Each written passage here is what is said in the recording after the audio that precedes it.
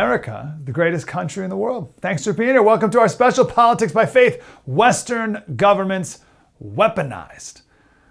Start off here, the story I shared the other day on my podcast. I have a podcast called Politics by Faith, and we take the stories of the day, the news stories of the day, and we run it through the Bible, run it through a biblical filter, biblical lens, look at biblical stories. What did the Bible say about this? There's nothing new under the sun. It's amazing, all the news stories that happen every single day. You just open up the Bible and there it is right there. It's wild. So that's my podcast. We do it every single day. Do you remember the name Oliver Anthony? Remember that guy? High school dropout, broke, living in a log cabin in the woods, alcoholic. And he wrote this song called Rich Men North of Richmond. And he recorded it in the woods. It was in 2023 and it just broke through everything and it spoke to a lot of people. Well, Oliver Anthony, his real name's Chris Lunsford. Oliver Anthony is his grandpa's name. He gave a speech at this conference in London with all these bigwig conservatives. And it was a wonderful message. I've never heard him speak at a venue like this. And I was like, I can't wait to hear what he says. And he started off with a scripture, and I loved it because he didn't say, well, the Bible says. He just started quoting it. And I was like, that sounds like the Bible. It's Ecclesiastes 10. Here's the opening of his speech. There is an evil I have seen under the sun, the sort of error that arises from a ruler. Fools are put in many high positions, while the rich occupy low ones. I have seen slaves on horseback, while princes go on foot like slaves. Guys, if we could put the text up on the screen and we can do a quick little breakdown of it. We did a longer version of this on the podcast. At the end there, with the princes on horses or princes walking and the servants on the horses, he's talking about a role reversal. That's what's happening there. We got a role reversal. But in the beginning, the great evil and error from the ruler. You see the colon there at the end of ruler? So he's like, all right, so I've seen evil. I've seen a great error from a ruler. Here's what it is. Colon. Here is what the error and evil is. It's putting people of folly in places of great dignity and putting the rich, which you can read here as someone who's accomplished or capable, or a man who's rich in wisdom, putting that person in a lowly place.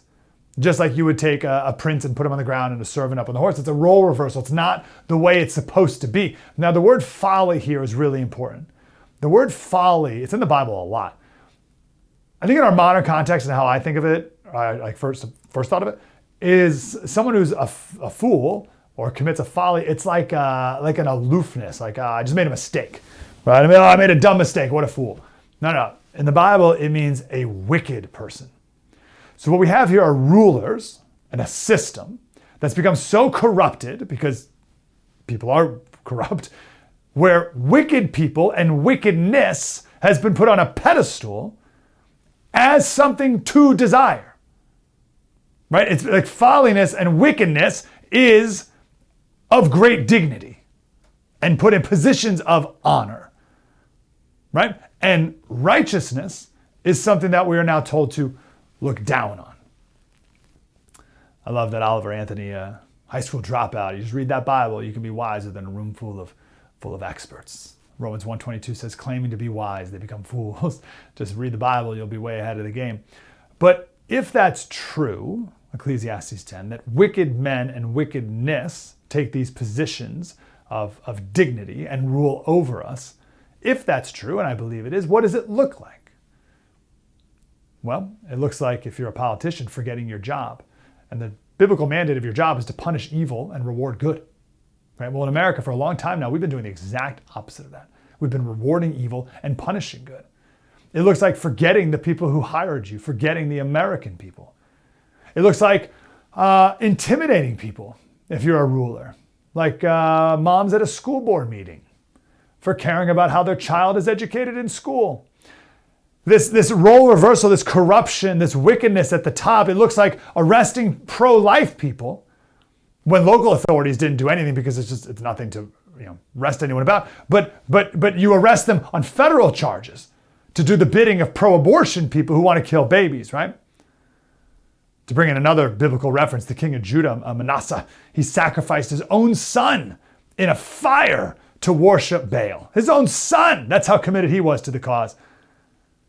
So what else does this role reversal look like? This role reversal looks like the FBI busting down the doors of a former president, thinking they could take out that former president from ever running again. Now, it only emboldened him and his supporters because people saw right through it. But they didn't stop. And they kept with the lawfare. That's what the lawfare is, over and over and over. They couldn't help themselves. And then it ends with that man getting shot in the head.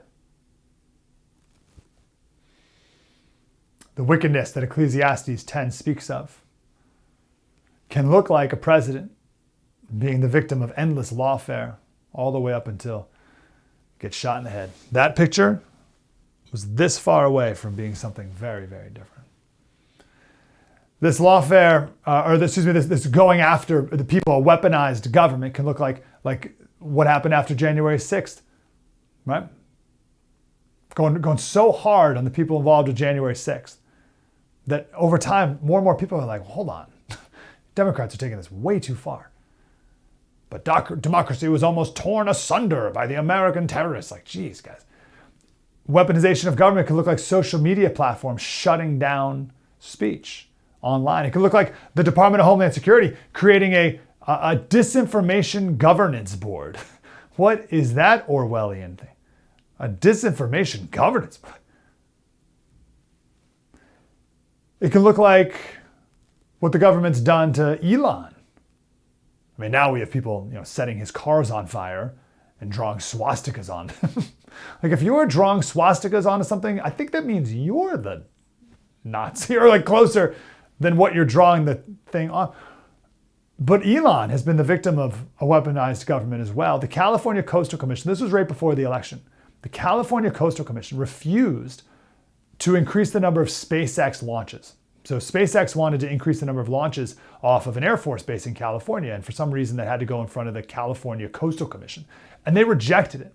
The chair of the California Coastal Commission said, we're dealing with a company, the head of which has aggressively injected himself into the presidential race. Okay, we're here about SpaceX launches to protect national security. Like, what do you care about whether or not he's injected himself into the president? Another commissioner, Gretchen Newsom, Elon Musk is hopping about the country, spewing and tweeting political falsehoods and attacking FEMA while claiming his desire to help cure hurricane victims with free Starlink access to the internet. Oh no, he helped people. Another California coastal commissioner, Mike Wilson, he said this company is owned by the richest person in the world with direct control of what could be the most expansive communication system in the planet. Just last week, that person was talking about political retribution. They hated him. They hated they hate Trump, but they hate Elon now. And they use their power to reject SpaceX and harm our national security. That's an example of a weaponized federal government. Personally, I'll never forget COVID. I was in California during it. Of course, shutting down churches. We'll talk to someone a pastor who was a victim of that. But also shutting down doctors.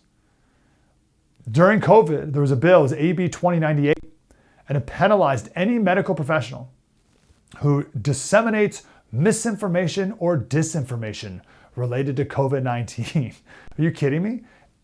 Doctors were told that if you give out a mask exemption to a child, we will revoke your medical license in the state of California.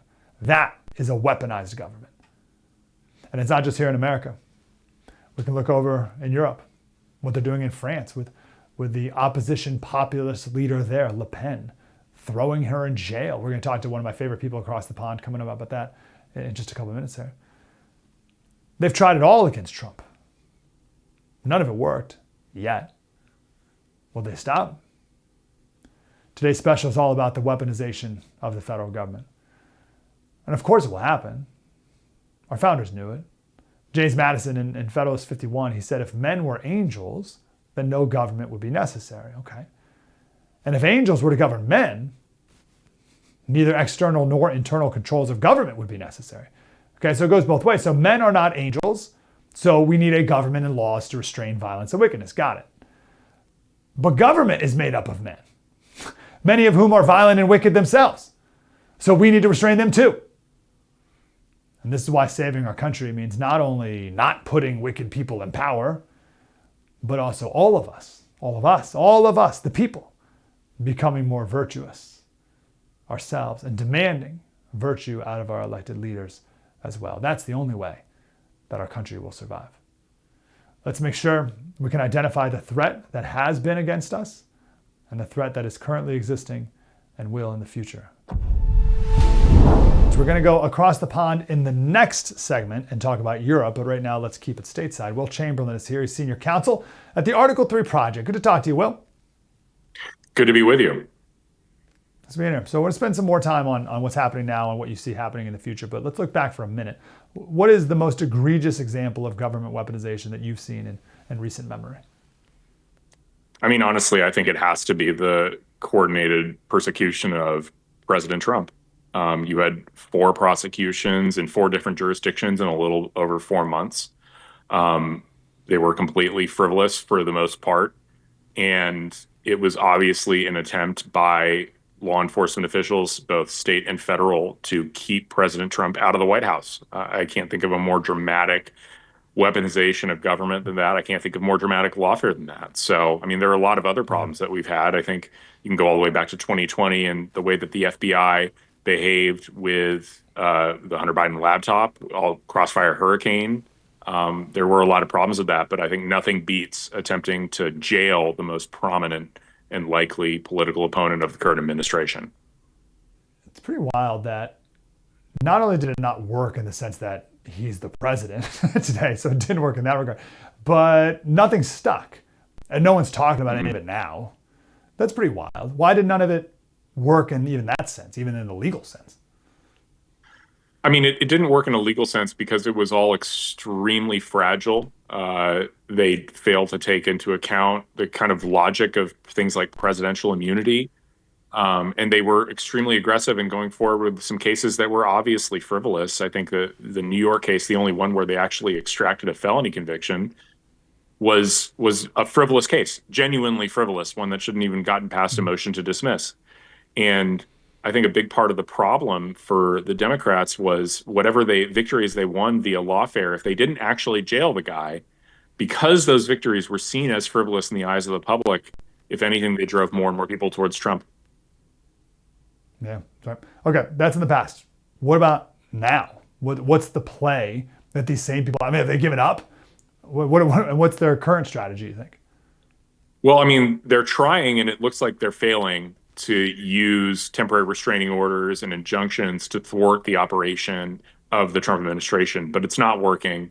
And we've just seen a couple of new Supreme Court rulings coming out that have said pretty clearly demonstrated that this stuff isn't going to work. I expect the Trump administration to be victorious in most of, if not all, of these challenges against their presidential actions.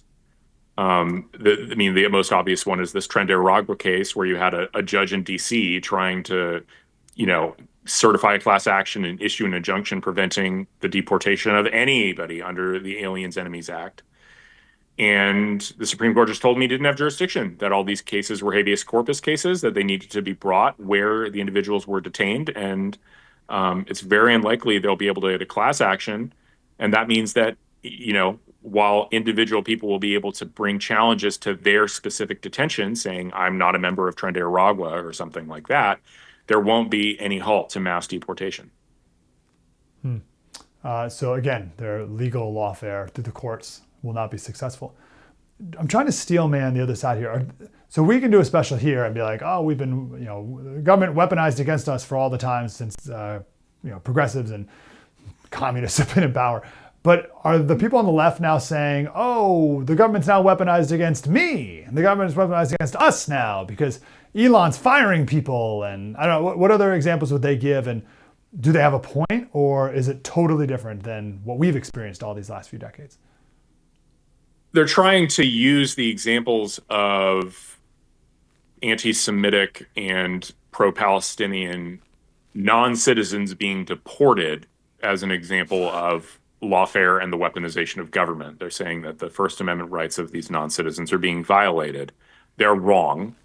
This is longstanding Supreme Court precedent that when it comes to immigration, you don't have a right to be in the country, and you don't, there aren't First Amendment defenses to deportation and removal. So they're wrong about that, but that's the kind of thing they're looking at. And, I think most Americans will see it as extremely unpersuasive. The idea that non-citizens should be able to behave however they want in the country and can keep their visas, even if, they've managed to antagonize and annoy the president and the secretary of state. Like there's, query whether if you're a non-citizen and the secretary of state looks at you as like, you're disruptive, we don't want you here. Why should you be able to say you are a guest?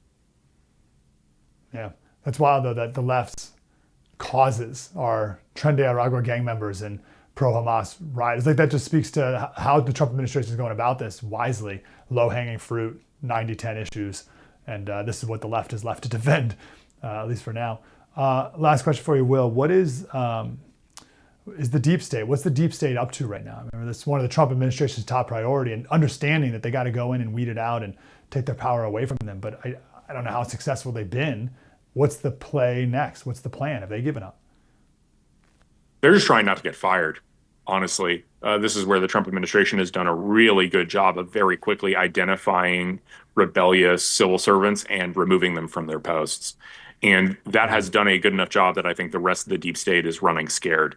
All you need to do is remember the portrait that President Trump is putting out there now. In 2016, it was smiling, sunny optimism. And in 2025, his presidential portrait is, you do not want to mess with me because I will ruin your life. And that's the portrait that is hanging in the offices of every federal building. So I think the deep state's running scared. Yeah, that's all on behalf of the American people. Will Chamberlain, Senior Counsel at the Article 3 Project. Will, thanks for all your good work. Thank you. Thanks for having me, Mike.